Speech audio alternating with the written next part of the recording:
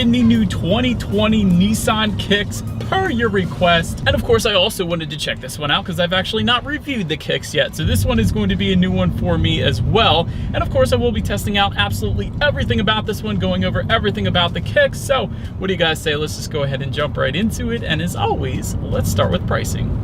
And so there are a few different trim levels available for the 2020 Nissan Kicks. First one being the S, starting at $18,870, SV for $20,500, and lastly the one we have today being the SR, starting at $21,120. And so regardless of trim level that you go with, actually power plant is going to be the same. Powering this little beast is going to be a 1.6 liter naturally aspirated inline 4-cylinder, putting out 122 horsepower at 6,300 RPM. 114 pound-feet of torque, available at 4,000 RPM. Power sent to the front wheels through a CVT, giving you a 0 to 60 time coming in at approximately 9.7 seconds, which doesn't sound like a whole lot of paper, so we will be testing that out in a little bit here, of course. And MPG numbers come in at 31 in the city, 36 on the highway, taking regular unleaded fuel. And so before we do that acceleration test, one of the quirky little things about the Nissan Kicks here, there actually is a sport mode. However, you might not ever know that because the sport mode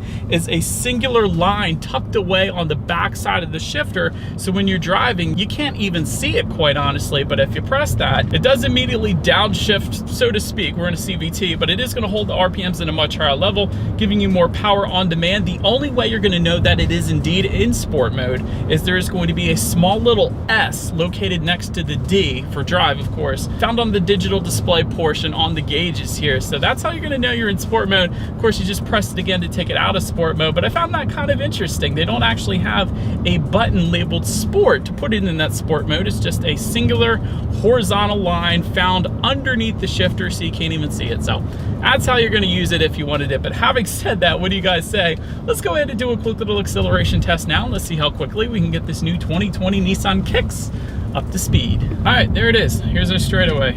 In 3, 2, 1, coming to a complete stop, and go. It sounds loud. All right, okay, that's enough. Definitely not the quickest thing in the world. If you guys want quicker, just get the 370Z, quite honestly, but it'll do the trick. It should do the trick of merging onto the highway, stuff like that. But yeah, it's not the quickest thing, but again, this is more of a city car anyway, so do you really need absolute crazy acceleration in this? I think not. Let's get off the acceleration then. To go along with that acceleration, as always, braking is equally important. And so as we pull up to a stop sign, actually, up front, you're gonna find 10.2-inch ventilated front discs. In the back, 8-inch solid rear discs. As far as that 60 to 0 stopping distance goes, this is actually where the Kicks is pretty darn impressive, 115 feet. Let me tell you guys, usually when I drive vehicles like the Kicks, you usually expect somewhere in the 120s or even 130s. So 115 feet is actually very, very impressive. And I can tell you guys, I've already hit the brakes in the Kicks. It is very impressive. There's no brake pedal delay or anything like that. It's not a soft braking feel. It's definitely a nice braking feel as well. It's not too soft. It's definitely not too firm either, I will say that, but very nice braking feel. You can definitely tell it brings you to a stop pretty darn quick. It feels like 115 feet from 60. So that is actually well done on the Kicks, I will say that. And actually, since I have the numbers, of course, comparison wise, the Toyota CHR comes in at 122 feet.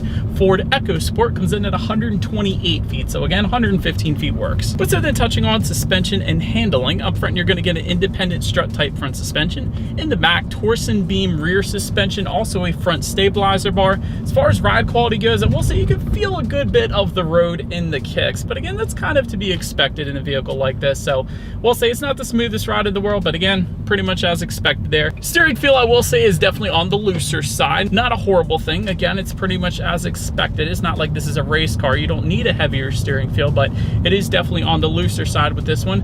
Cabin noise, again, pretty much on par for the chorus. Usually when it comes to vehicles like the CHR, the Ford EcoSport, you are going to feel a little bit more of the road. You are going to get a little bit of cabin noise. So it all pretty much is as I expected the Nissan Kicks to be, I will say that. But so then touching on visibility, I can see pretty good out the back. And I put it that way because those second row headrests feel like gigantic. So they definitely eat up a good bit of that rear visibility. But this is kind of a smaller vehicle. So really you shouldn't have too many issues. You can kind of just look past the headrest there, or you can actually just completely remove them if you didn't have rear passengers, I guess, or fold the seats down, one or the other. But they definitely do eat up a good bit of that rear visibility. I did want to say that. But That about rounds out the performance segment of this review, you guys. Let's now go ahead and take a look at the exterior of this brand new 2020 Nissan Kicks. All right, so here she is, you guys, the 2020 Nissan Kicks.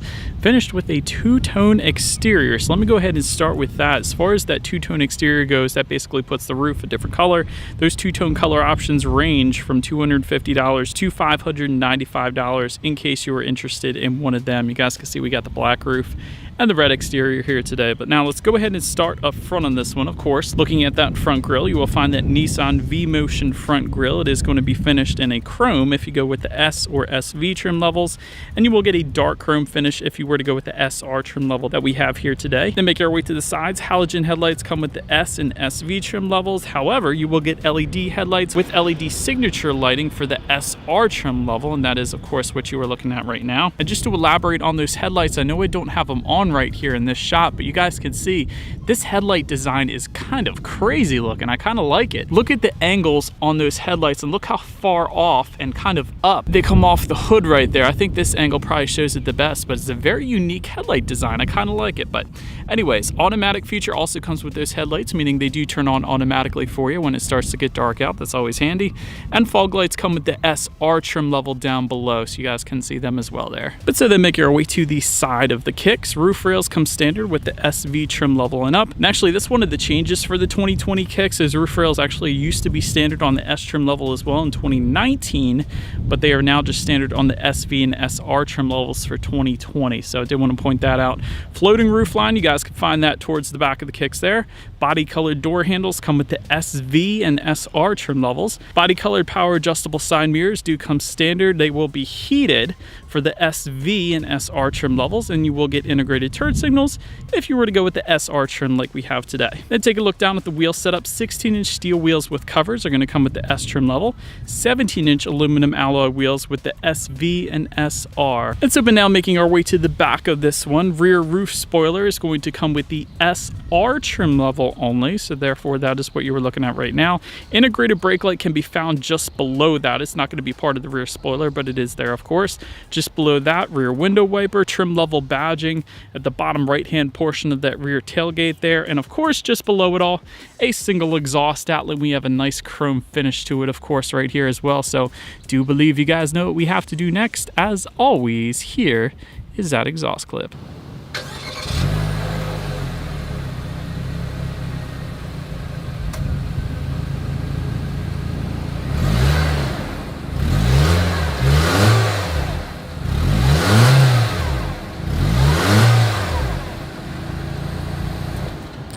So but now since we are around back, when it comes to opening that rear hatch, it is a manual lift gate, so simply just lift up. Or actually there's a rubber button on the back of that rear hatch. You just press that, it unlocks, and then you can open it up. But once opened up, cargo capacity comes in at 25.3 cubic feet. If that was not enough space, those rear seats do fold down, bumping that up to 32.3 cubic feet. Also in that cargo area, for all trim levels, you will find 4 cargo tie-down hooks. There's also a cargo cover for the SV and SR trim levels, and there are some grocery hooks back there as well. It's up and then make your way to the rear legroom. That comes in at 33.2 inches. So for reference, I'm even 6 feet tall. This is how much space I have back there. And there are some rear under seat heater ducts for the SV and SR trim levels. So there's no actual air vents found on the back side of the center armrest here in the front, but they are located underneath the seat, so I did want to mention that. But make our way now to the front seats. Manually adjustable cloth seats come standard across the board. You will find some orange stitching if you were to go with the SR trim level only. I think you guys can clearly see that. Heated seats are going to be optional for the SR. We actually do happen to have them today. They're located just in between the climate control information up front there, so you can get them if you want. But ultimately, the seats were plenty comfortable for me, so no issues with seat comfort or anything like that. I will say that. But taking a look now at the steering wheel, it is tilt and telescoping for all trim levels. It is leather wrapped for the SR trim level. Actually, a flat bottom for the SR as well. I absolutely love that. And again, tied all together with that orange stitching, at least when you go with the SR trim level. So it looks pretty darn cool for that reason, I guess. But now let's go ahead and make our way to the startup. Let me first start by showing you guys the key here. You do have all of your buttons located on one side of the key, Nissan logo at the top. Lock, unlock, and that remote start is going to come with the SV and SR trim levels. Push button start is going to come with the SV and SR trim levels as well, actually. So all I am going to do therefore, simply just put my foot on the brake and press that engine start button located just in front of the shifter there. And so, but then once started up, it's kind of a half digital display. The speedometer is going to be on your right. The digital display portion is going to be on your left. And of course, it is completely customizable by using the steering wheel mounted controls located on the left side of the steering wheel. You can display different things like a digital speedometer if you wanted to do that. There's also your tire pressure information. There's how many miles you have left until you hit empty. You could choose to have a more traditional setup on that side, displaying your RPMs if you wanted to. I'd actually probably leave it on that. That's pretty cool. And it tells you your average miles per gallon and really a bunch of other different stuff as well. So a good bit of stuff actually located within that gauge setup because of the digital display. But make our way now to overall interior quality. Automatic climate control comes with the SV and SR, meaning you could set a temperature and it will automatically reach that for you. Love the orange stitching. As I previously said, you can actually find it just above the passenger side glove box and around the infotainment screen as well. And we'll get to the infotainment screen in a second here. Like the piano black finishes around the circular air vents on both the driver and passenger side there as well. And that piano black finish is also around the shifter there. Good bit of storage in front of the shifter, 12-volt power outlet, auxiliary port, USB charging port. You have a couple cup holders behind that and a small little button to open up that center armrest here in the front. It's a very small little button, so I thought that was pretty cool. Bunch of places where you can store some coins, like quarters it looks like perhaps, and a little bit of storage in there. Not a whole lot, but at least it's there, so I do like that as well. But now, like I said, let's go ahead and make our way to that tech display. 7-inch color touchscreen display does come standard across the board. Bluetooth and audio streaming comes with that. Android Auto and Apple CarPlay for the SV and SR trim levels. And of course, you can check out your radio information up there as well. And by the way, when it comes to the sound system in the Kicks, a couple different sound systems actually. You do have your standard sound system, which is 6 speakers. That actually comes for all trim levels across the board. However, there is an optional sound system specifically for the SR that we have today, that we do have here today. And that is going to be the 8-speaker Bose sound system with a speaker located in the driver's side headrest. I found that pretty darn cool. It was the first thing I noticed when I got in this one. So since it's there, I think you guys know what we have to do next. Let's go ahead and turn on the radio, see what we got playing today, and let's test out the clarity of this one.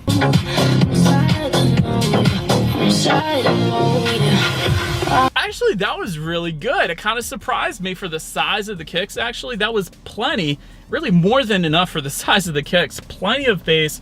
Clarity is actually what really surprised me. The clarity on that Bose sound system was pretty darn good. But again, I've had Bose sound systems in my cars before and they always have never failed me. So that was definitely a really good sound system for the Kicks, I will say that. But so the last thing I wanted to mention to you on the tech display at least is when you do put the Kicks in reverse, you will find a rear view camera across the board. And actually for the SR trim level, you will get a 360-degree monitor as well. So therefore that is what you are looking at right now. Love to see that in a vehicle priced as the Kicks is. That is so freaking cool. Usually you find that on luxury vehicles, so that's why I say that. But as always, that is going to lead us into safety. And so to start, front side curtain airbags, of course, come standard. Driver and passenger knee airbags, though, as well. In the back, you're going to have latch, aka lower anchors and tethers for children for the rear car seats. Rear child door locks as well, tire pressure monitoring system. But safety is probably where the most changes happened for the 2020 Kick. So new for 2020, advanced safety is now going to be standard for all trim levels, including the S, including a blind spot monitoring system with rear cross traffic alert, automatic emergency braking with pedestrian detection, lane departure warning, rear automatic braking, high beam assist, and rear parking sensors as well across the board. And I will say that rear automatic braking works wonderful. I actually had the plate covering up one of the parking sensors in the back, so when I first tried to put the Kicks in reverse, it did automatically brake for me because the license plate was actually covering one of the sensors. So it definitely works plenty well, I will say that. So overall, when it comes to my final thoughts, first thing I gotta mention, I love the standard advanced safety features that are new for 2020. Gotta love that. It's not an IIHS top safety pick due to its headlights essentially, but still all the rest of it kind of make up for it really. But also braking is great on the Kicks. Really one of the best braking feels and best braking statistics really in its class. Although in the downside, acceleration isn't the quickest, probably one of the slowest on that side of things, but still the braking makes up for it. Love that the Bose sound system is available. It's a heck of a sound system for the kicks. No all-wheel drive available. That kind of bumps me out. I would have liked to have seen that as an option on the kicks. Some of its competitors offer it, so that would have been kind of nice. Ultimately, it's kind of hit and miss for me, so I wouldn't have minded some of those extra things, but overall, because of the braking, because of the safety, because of the sound system, this one is definitely one you guys got to check out. But let me know what you guys think in the comments section of the 2020 kicks. That is about it for this one. Thank you so much for watching.